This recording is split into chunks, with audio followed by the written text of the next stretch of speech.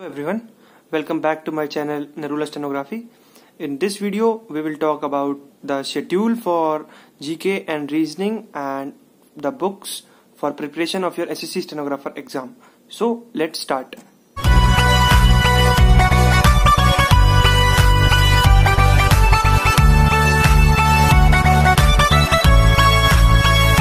इससे पहले मैं कुछ क्वेश्चंस के जवाब देना चाहता हूं जो बच्चों ने मुझसे कमेंट बॉक्स में पूछे थे। सबसे पहला था कि सर न्यूज़पेपर रीडिंग तो बस यूपीएससी और जो हमारे स्टेट लेवल के एग्जाम्स होते हैं बड़े उनके लिए यूज होता है, न्यूज़पेपर हम पढ़ के क्या करेंगे, एसएससी स्टेनोग्राफर छोटा सा एग्जाम है। तो न्यूज़पेपर रीडिंग आपको करनी चाहिए और न्यूज़पेपर रीडिंग हमारी जो हमारे रीडिंग स्किल्स हैं, जो हमारा कॉम्प्रिहेंशन का पार्ट आता है और क्लोज टेस्ट का पार्ट आता है, उसके लिए बहुत ज्यादा इंपॉर्टेंट है। आप प्रैक्टिस कर रहे हैं ठीक है, पर आपको अपनी रीडिंग स्किल्स पे ध्यान साथ साथ देना है। अगर आप वहां ध्यान नहीं दे रहे तो आपके लिए ही प्रॉब्लम है। तो न्यूज़पेपर रीडिंग आपकी स्किल्स के लिए, आपकी रीडिंग स्किल्स के लिए बहुत इंपॉर्टेंट है। ओके, तो अब आता है हमारा नेक्स्ट क्वेश्चन कि हमें साथ में अपने स्किल टेस्ट की तैयारी कैसे करनी है। कुछ बच्चों की अभी पढ़ाई हो चुकी है और कुछ का डीडीसी का स्किल टेस्ट भी आने वाला है। डीडीसी का स्किल टेस्ट पता नहीं कब होगा, हो सकता है कि वो नंबर के बाद ही हो, तो अभी तो होना नहीं है, इसका रिटन टेस्ट के बाद ही हो। तो अगर आपको साथ में स्किल टेस्ट की तैयारी भी करनी है तो आप क्या कीजिए, दिन में 2 घंटे प्रैक्टिस करिए। अलग से प्रैक्टिस कब करिए, सुबह का टाइम जो आपका 7 से 8:30 बजे के बाद का जो मैंने टाइम टेबल आपको बताया था, एक शेड्यूल बताया था पिछली वीडियो में, मॉर्निंग में 1 आवर और इवनिंग में 1 आवर, तो सफिशियंट है आप अगर 2 घंटे डेली स्किल टेस्ट की प्रिपरेशन करते हैं। अब लास्ट में एक क्वेश्चन जो हर एक बच्चा, ज्यादातर बच्चों के दिमाग में यही क्वेश्चन आता है कि एसएससी स्टेनोग्राफर की पोस्ट कभी खत्म तो नहीं हो जाएगी, स्टेनो का यूज होना खत्म तो नहीं हो जाएगा, कोर्ट में रिकॉर्डर्स आ गए हैं तो स्टेनोग्राफर की क्या जरूरत होगी। तो स्टेनोग्राफर की पोस्ट कभी भी खत्म नहीं होगी, क्योंकि स्टेनोग्राफर का मेन मोटिव या फिर मेन काम जो उसका होता है वो होता है एक ऑफिसर को असिस्ट करना। तो एक ऑफिसर को एक असिस्टेंट की जरूरत हमेशा पड़ती है, तो ये पोस्ट कभी खत्म नहीं होगी। तो आप डरिए मत, बस अपनी प्रिपरेशन करते रहिए और रुकिए मत बिल्कुल भी।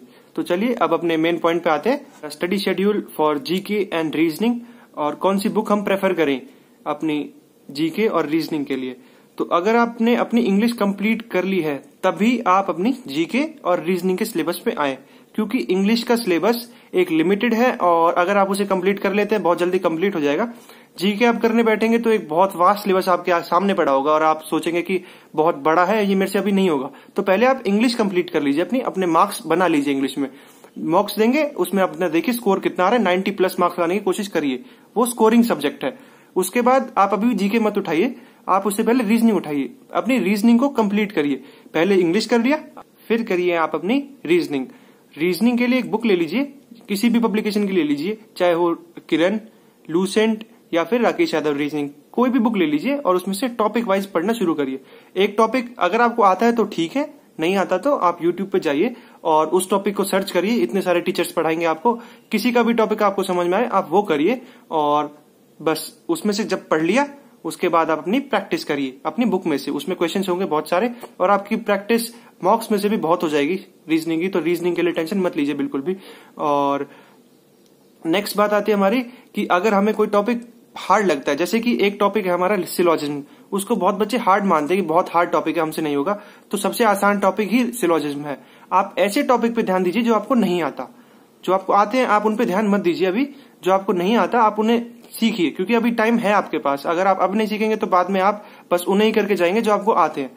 तो आप जो आपको टॉपिक नहीं आते उन पे ध्यान दीजिए ज्यादा, और उन टॉपिक्स पे ज्यादा ध्यान दीजिए जो ज्यादा वेटेज रखते हैं, जैसे कि ब्लड रिलेशन 2-3 मार्क्स का आएगा ही आएगा आपका, तो इनको आप ज्यादा करिए, मतलब इनकी प्रैक्टिस आप ज्यादा करके जाइए और स्कोर अच्छा करिए अपने मॉक्स में।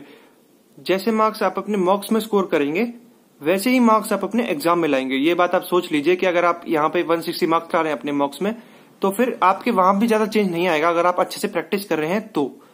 अब बात आती है हमारी जीके की। तो जीके और रीजनिंग को आप साथ में लेके चलिए, मतलब सुबह अगर आप रीजनिंग कर रहे हैं या फिर सुबह जीके कर रहे हैं, मैं तो आपको रिकमेंड करूंगा कि आप सुबह जीके करिए और शाम को आप रीजनिंग करिए, क्योंकि जीके में आपका ज्यादा पार्ट लर्निंग वर्क है। तो आप सुबह लर्निंग वर्क अच्छे से कर लेते हैं और शाम को आप अपनी रीजनिंग करिए। फिर से बता दूं कि आप पहले अपना एक सब्जेक्ट कंप्लीट कर लीजिए, तभी आप अपने दूसरे सब्जेक्ट पे आइएगा। इंग्लिश पहले कंप्लीट कर लीजिए, उसके बाद आप आइएगा अपने रीजनिंग पे, फिर आइएगा जीके पे। बहुत आसान हो जाएगा आपके लिए सब करना। तो अब बात आती है हमारी जीके की। जीके हमें कहाँ से कैसे पढ़नी है। तो जीके को आप अपनी दो हिस्सों में बांट लीजिए। सबसे पहला हमारा करंट अफेयर्स और दूसरी हमारी लर्निंग वर्क, जो हमें लूसेंट से करनी है। लूसेंट इंग्लिश एक पब्लिशर है, उनसे करनी है। करंट अफेयर्स के लिए आप कोई भी मैगजीन ले सकते हैं, मार्केट में सारी मैगजीन्स अवेलेबल हैं, कोई सी भी पढ़िए, किसी भी मैगजीन से आप पढ़िए। और हो सके तो फिर आप पीडीएफ से ही पढ़िए उसे, मतलब प्रिंटेड मैगजीन से। आप फोन से मत पढ़िए उसे या कंप्यूटर से।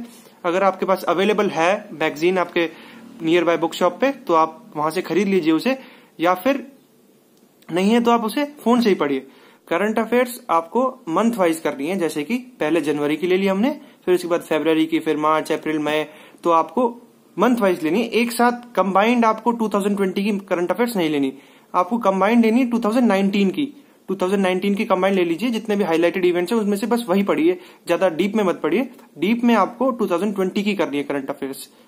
तो हमारी अब इसके बाद नेक्स्ट बात आती है कि हमें जीके का लर्निंग वर्क कैसे करना है। तो जीके का लर्निंग वर्क आप टॉपिक वाइज करिए। सबसे पहले आप डिवाइड कर लीजिए, political science, economics, history, science, जो हमारी जनरल साइंस है उसके भी 3 पार्ट्स है, उनको भी डिवाइड कर लीजिए। और इनमें से भी आप टॉपिक वाइज पढ़ना शुरू करिए। अगर आपका बैकग्राउंड 12th क्लास में कॉमर्स था या आप आर्ट्स बैकग्राउंड से हैं तो आप टॉपिक वाइज पढ़ना शुरू करिए। और टॉपिक वाइज का मतलब ये है कि अगर आप इन दोनों बैकग्राउंड से बिलोंग करते हैं, आर्ट्स या कॉमर्स, और आपको साइंस बिल्कुल भी नहीं आती, तो फिर आप साइंस में पहले बायो उठाइए और फिर बायो को आप टॉपिक वाइज बांट लीजिए, जैसे कि blood circulation, digestive system, heart, तो इन सब को आप टॉपिक में बांट लीजिए। ये बहुत आसान तरीका है, सब इसी तरीके से करते हैं। जब आप कोचिंग जाते हैं तो वो पहले आपको टॉपिक वाइज पढ़ाते हैं, तो आप टॉपिक वाइज घर पे कर लीजिए और उसके नोट्स बनाइए और उसे फिर बाद में लर्न करिए उसी टाइम, और एक सेकंड रिवीजन दे दीजिएगा। बहुत आसानी से आपका टॉपिक कवर हो जाएगा, सारा सिलेबस कवर हो जाएगा जीके का। टॉपिक वाइज चलेगा और कुछ भी नहीं है, बहुत आसान है। तो लूसेंट आपको ऐसे कवर करनी है अपनी, टॉपिक वाइज लर्न करके, क्योंकि लूसेंट एक ऐसी बुक है जिसमें से कभी कभी तो 50% जीके जो हमारी है उसमें से ही आ जाती है और कभी कभी तो आती नहीं। तो हमें चांस नहीं लेना, हमें बस लर्न करना है, हमें अपना काम करना है। आप उसे रट लीजिए 3 से 4 बार, कुछ भी नहीं है। आप 2 बार रट लेंगे, तीसरी बार आपके लिए आसान हो जाएगी, फिर चौथी बार आपके लिए और भी ज्यादा आसान हो गई।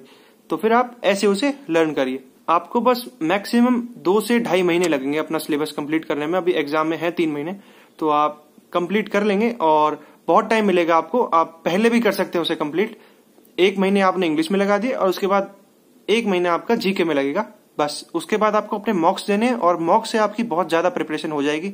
आपको पता चल जाएगा कि आप कहाँ पे खड़े हैं इस वक्त, कितनी आपकी तैयारी हो चुकी है। और कई बच्चे कहते हैं कि सर ये तो एक दिन में आपने एक टॉपिक बता दिया, अब एक दिन में एक टॉपिक करेंगे तो हम बहुत पक जाएंगे। तो भाई पकना नहीं है, 2 महीने की बात है, बस पक लो जितना पकना है। उसके बाद फिर आपका फ्यूचर बन जाएगा और बस आपकी लाइफ सेट है। फिर अगर आपको एक जॉब मिल जाती है, गवर्नमेंट जॉब मिल जाती है, तो आपको कोई टेंशन लेने की जरूरत नहीं है। अब बात करते हैं कि हमें बुक्स कौन सी प्रेफर करनी है। बहुत कमेंट्स आ रहे थे कि सर बुक्स बताइए, बुक्स बताइए। तो हर वीडियो में बता रहा हूं कि इंग्लिश के लिए आपको किरण पब्लिकेशन की बुक लेनी है, जो आपकी लर्निंग में काम आएगी और रीडिंग कॉम्प्रिहेंशन में भी वो काम आएगी आपके। जीके के लिए आपको लूसेंट जीके लेनी है। आप इंग्लिश के लिए भी एक लूसेंट खरीद लीजिए, क्योंकि उसमें आप टॉपिक पढ़ सकते हैं। अगर आपको वीडियो में समझ नहीं आ रहा तो आप टॉपिक से पढ़ सकते हैं, लूसेंट इंग्लिश आती है। तो इंग्लिश के लिए किरण पब्लिकेशन और लूसेंट इंग्लिश। दूसरे नंबर पे आता है हमारा जीके। जीके के लिए आप लूसेंट ले लीजिए और रीजनिंग के लिए आप या तो राकेश यादव की रीजनिंग की बुक आती है वो ले लीजिए, और किरण की भी आती है एक बुक रीजनिंग की, आप वो भी ले सकते हैं।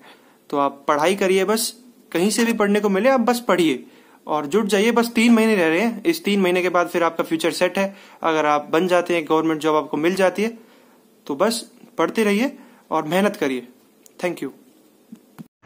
So friends, please like, share and subscribe my channel, and thank you.